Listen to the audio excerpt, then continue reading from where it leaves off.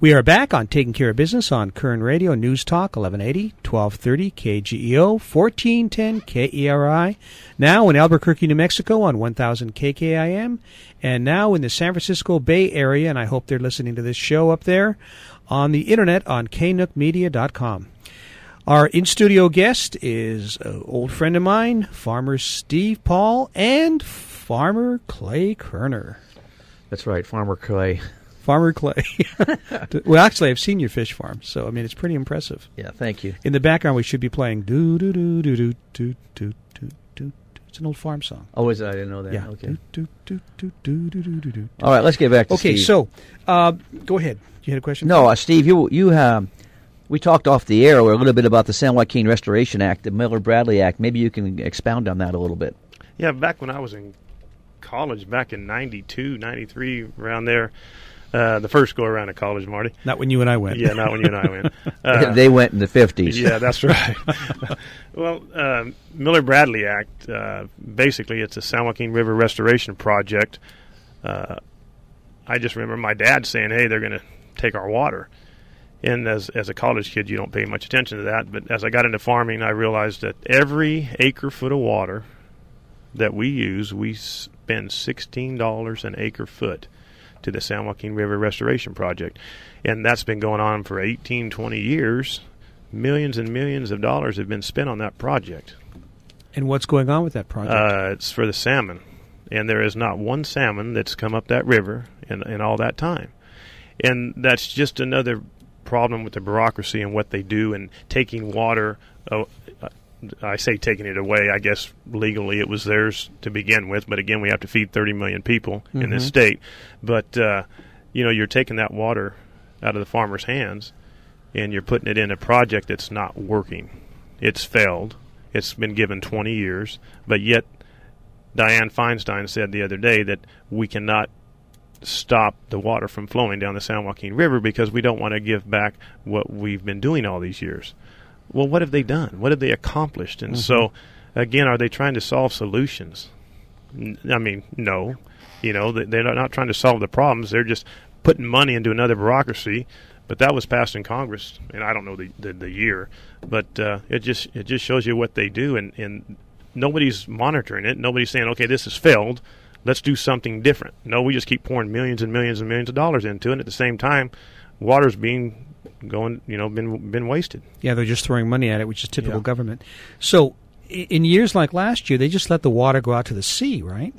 Yeah, I don't know all the figures, but it was a pretty high figure, and you'd be amazed if you got that fact. But they allowed so much water, even though we were in drought conditions, to go down the San Joaquin River.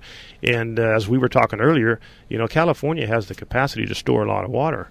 People in the early years figured this out, and they said, we live in a dry climate. We have years where we have lots of water, years where it's dry. So we're going to build these storage reservoirs to hold water for the years that it's bad. Well, now they're very inefficient in the way they're handled, because we have to allow water to go, through the San Joaquin River and water to go through the Delta, and you have to have it at a certain percent. And then, like I mentioned earlier, there's an endangered species and it breeds at this time, and you have to have it, the capacity of this reservoir at 20%, let's say, or 30%. And so to me, it's not managed properly, and I think we have a great system, but once government gets involved more and more, and there's more rules and regulations, it's just mismanaged. So we shouldn't have this problem. Like I said, last year, a lot of water, they let it out. Sure. Well, we need it now, but you can't recapture it. Right, it's gone now. When we left the first segment, we were talking about the amount of water you're going to get, and you said you're not going to get any water this year? That's correct. 0% in both the federal and the state. So how are you going to grow your crops? We're pumping water from the your well? underground. Yeah, and boy, we're being very creative. There's a lot of orchards that are not going to have water. People are taking them out. Some of us, the trees will be stressed, the yields will go down. Next year, the yields will be affected also because you're preparing next year's crop now. So a lot of people are just trying to keep trees alive. We have some pipelines that our neighbors are letting us go across our neighbors to water trees. just to keep them alive. I understand that there was a bidding process that recently took place with some of the water districts here in Kern County, and some really high prices were paid for water. Harris Ranch actually did a bid, and then they pulled it because of some political issues. I don't know about that. I've heard about it, but I don't know much about it, so I don't really want to make a comment on it. But there's certain people that have water. I don't know if it was banked water in the past, how they get their water. There's the Kern County Water Agency. There's several of them. Yeah, it gets very complicated, and who has the rights to those, and I wouldn't be the person to talk to. But I do know they say, whiskey's for drinking and water's for fighting? Something like that, yeah. So how long can you survive with just your wells?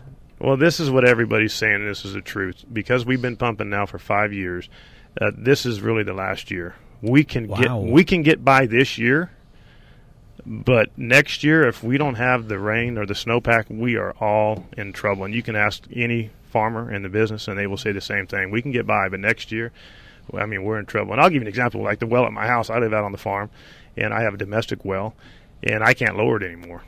So I'm not going to have any water for my house. And there's other people in the same condition. So we're looking at 2015 is going to be a crucial year for water. Very crucial. Yeah. Now, I know the land is worth a lot of money. Are a lot of farmers leaving the state? Yeah, this is a good point. I was with David Couch the other day, and he was talking about, basically Dianne Feinstein, they don't care about the water. They say water, it's not the issue. But he says, look at the tax revenue that we get off the county, for the property taxes. Now, right now, land values are all-time high. What is it worth with no water? Mm-hmm. Nothing. So when they come through and they reassess the properties, the values drop. The county's not going to get the taxes. That's an interesting that hurts point. Everybody. Interesting point, because I could sell my property up north, but I can sell it with or without the water rights. Okay. Oh, the water rights are what's really valuable, and I've got those. That's right. So. Yeah. So that makes a big point. So they're saying, now you're hurting our county. Mm-hmm. You're hurting everything. So farming, there was an article written. They said we can do without farming, but there's a huge impact. And I was talking to Shannon Grove the other day, and I was telling her a story about my brother and I. We sold a bunch of property. We decided to do that last spring because we were looking at the future and saying if we don't get any rain, snowpack, we're going to be in trouble. And the values are really high, so we decided to sell.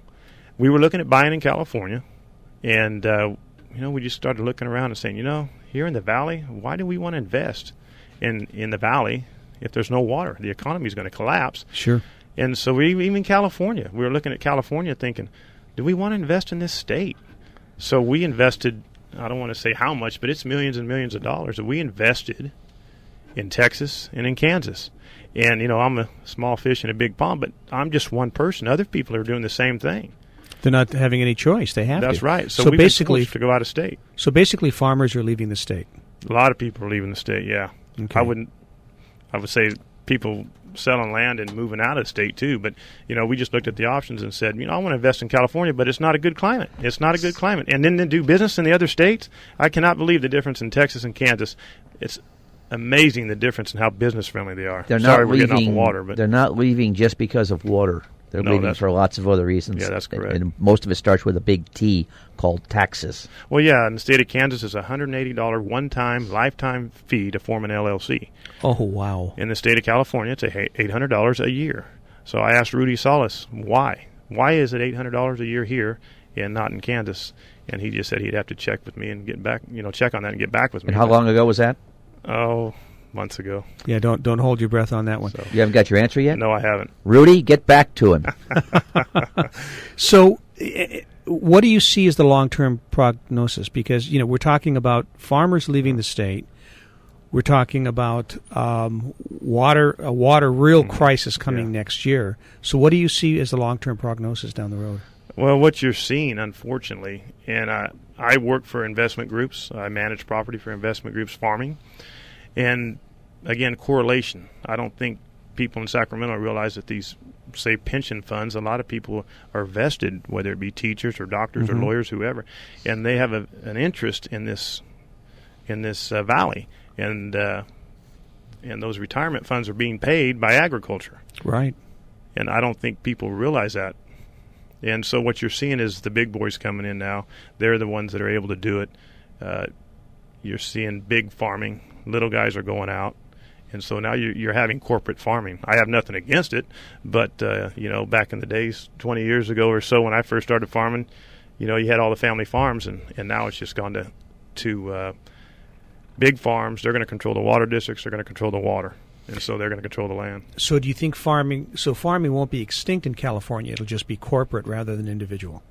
That's what it's headed that way. Yeah, but we could have a big wet year next year, and people forget all about the drought, and we move forward. That's the direction of all business in California, I think. We're seeing the Walmarts coming in and knocking the little guys out as well. Well, the scary thing is we're dependent upon, whether or not we have a big, rainfall next year. And if we don't, then you're looking at some dire consequences. Yeah. I really, really appreciate the time, Steve. It was good to see you. And we definitely have to have you come back because this is going to be an issue that's going to be really on a lot of people's minds come election time. Yeah, and there's a lot more to talk about. So, we'll see you again. Definitely. We'll be back in 167 hours on Taking Care of Business on Koerner Radio News Talk 1180.